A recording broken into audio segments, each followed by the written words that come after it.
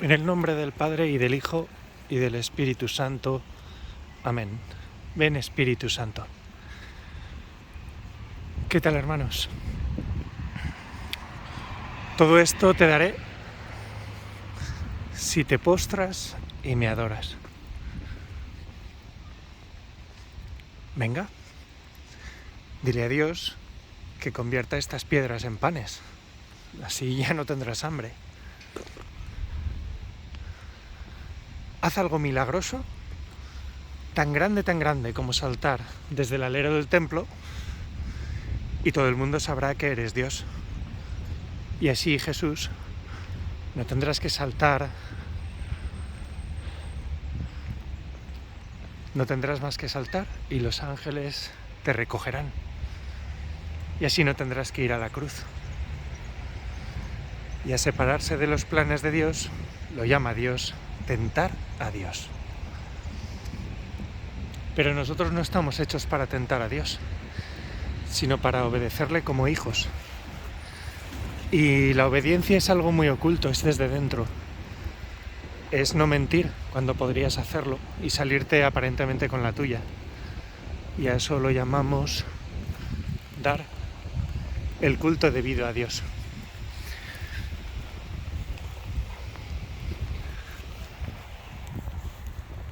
Cuando era niño me encantaba venir aquí al Parque del Cabezo, que ha cambiado tantas veces de nombre que ya no sé ni cómo se llama.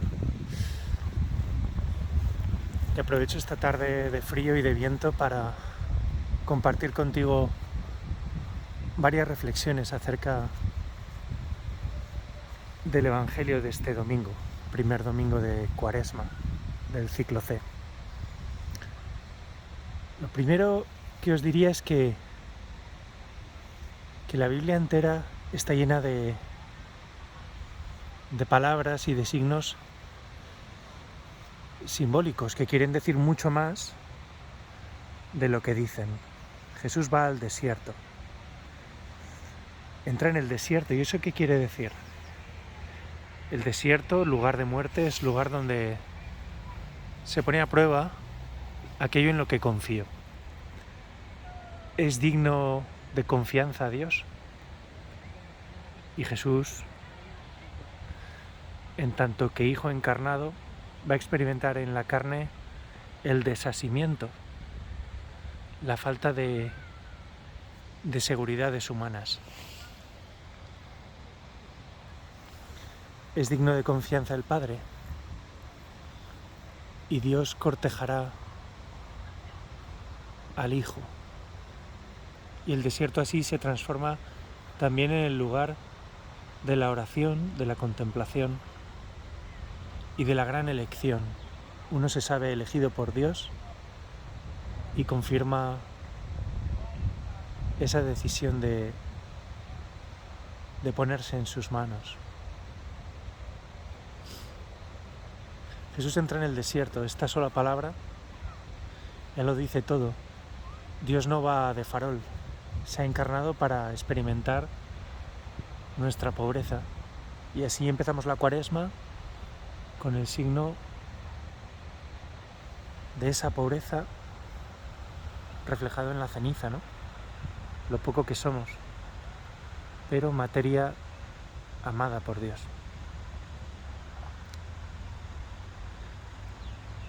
Y entra 40 días. El 40 también es un número simbólico. ¿Entró 40 días? Sí. Quería decir con eso mucho más que 40 días, sí. El número 1 en la Biblia suele representar a Dios, porque solo hay un Dios. Si hubiera dos, ya no sería Dios. El número 2 no solo es la división, sino que el número 2 es también el número de la complementariedad. Varón y varona los creó Dios. ¿Por qué? Porque se complementaban. El uno sin el otro no se iban a entender. La mujer sin el hombre no se puede comprender. Y el hombre sin la mujer, pues aún menos. el número 3 es el número de la verdad. Y así Jesús es tentado 3 veces, es decir, es tentado de verdad. Jesús murió y permaneció 3 días antes de resucitar. Es decir, murió de verdad. Verdaderamente fue sepultado. Y resucitó al tercer día, es decir, resucitó de verdad. El 3 es además el número de Dios también, la Santísima Trinidad. Y así Abraham acogerá a 3 personajes misteriosos y después se dará cuenta de que ha acogido a Dios y ha quedado con vida. El 8 es el número de la resurrección. El 7 más 1. Y el 40 es el número del cambio. Lo que había antes ahora puede cambiar, gracias a la intervención de Dios. 40 años en el desierto el pueblo de Israel.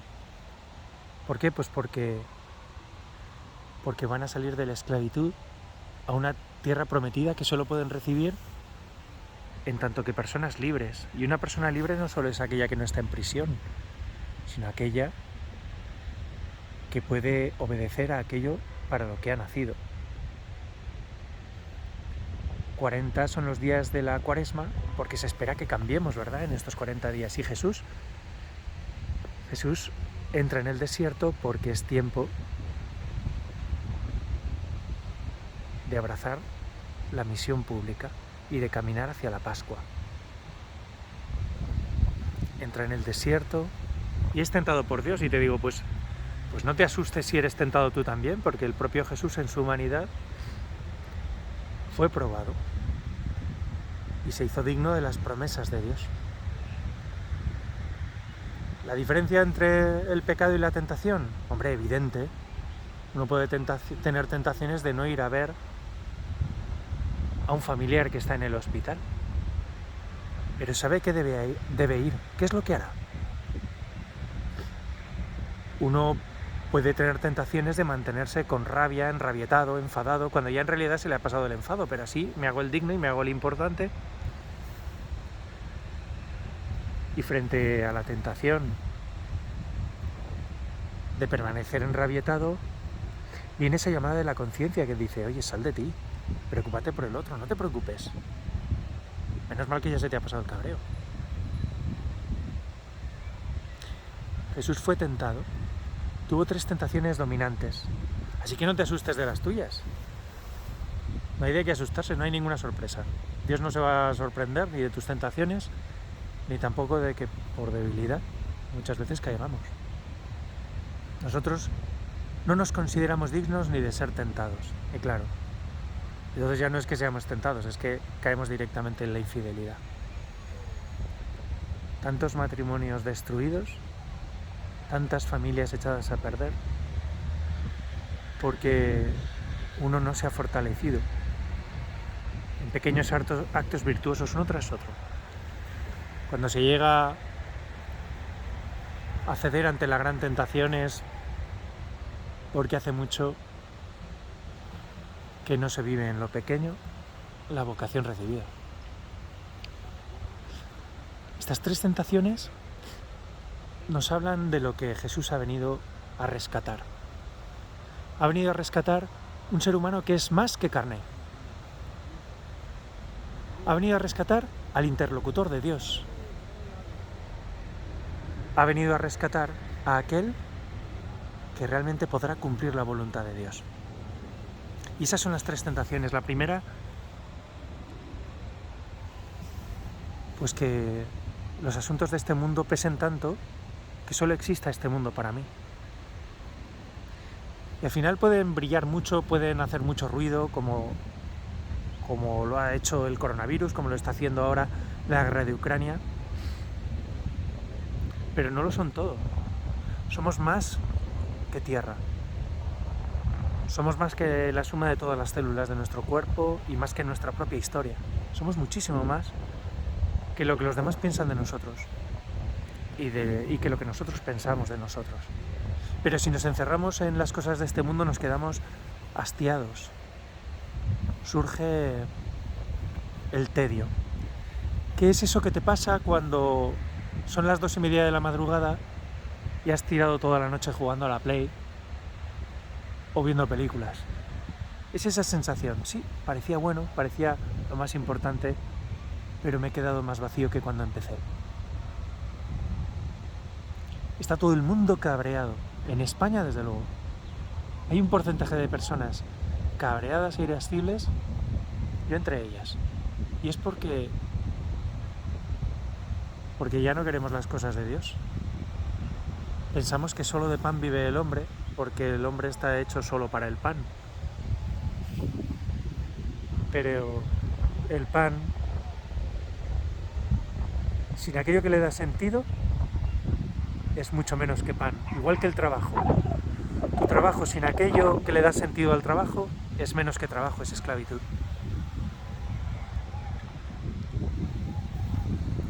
Y Jesús responde, no solo de pan vive el hombre. Y fíjate que el diablo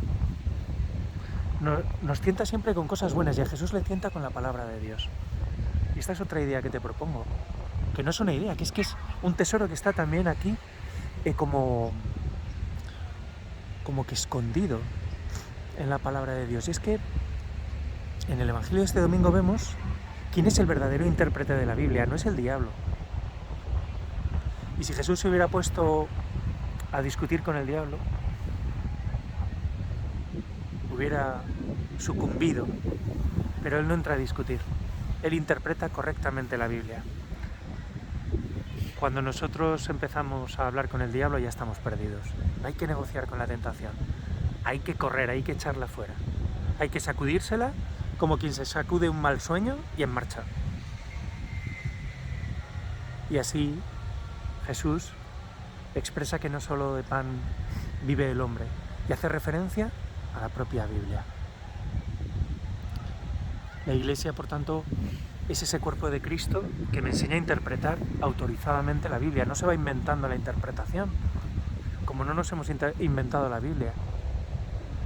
La Iglesia es fiel al Espíritu Santo, porque solo el amor, que haciendo historia con el pueblo de Israel y haciendo historia con la Iglesia, el nuevo pueblo de Israel en Cristo, interpreta esa historia,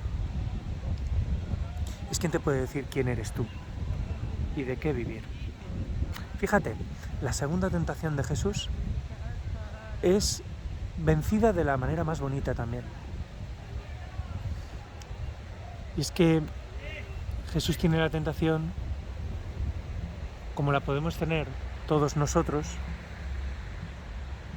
de vivir sin Dios. Y dice, no, solo a Él adorarás, eres interlocutor suyo. Adorar es hablar, viene de la raíz os oris, boca frente a boca, adorar. Solo a Dios adorarás, solo a Él le rendirás culto, es decir, serás hijo, serás un hijo libre que habla con Dios. Y así Él nunca deja de hablar con el Padre, y todo lo que Él hace es porque el Padre se lo dice, y conoce cuanto el Padre conoce, y eso expresa. ¿Y cuál es la tercera tentación? La tercera tentación es librarse de la cruz. Es evitar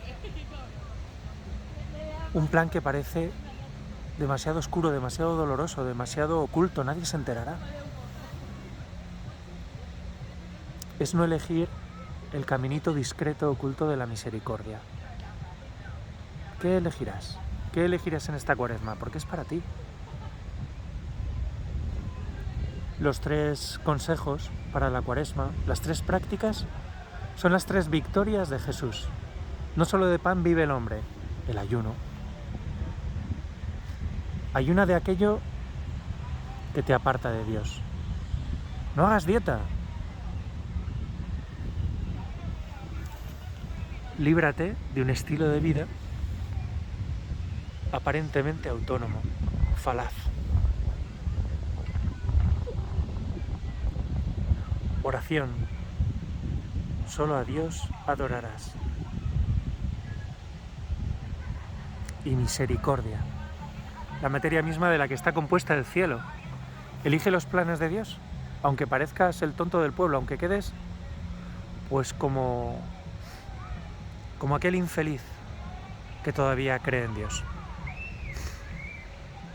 Elegir a Dios y sus caminitos misteriosos, aparentemente secretos, es incorporarse a esa victoria que ya se ha producido, pero que todavía tiene que vencer en tu corazón.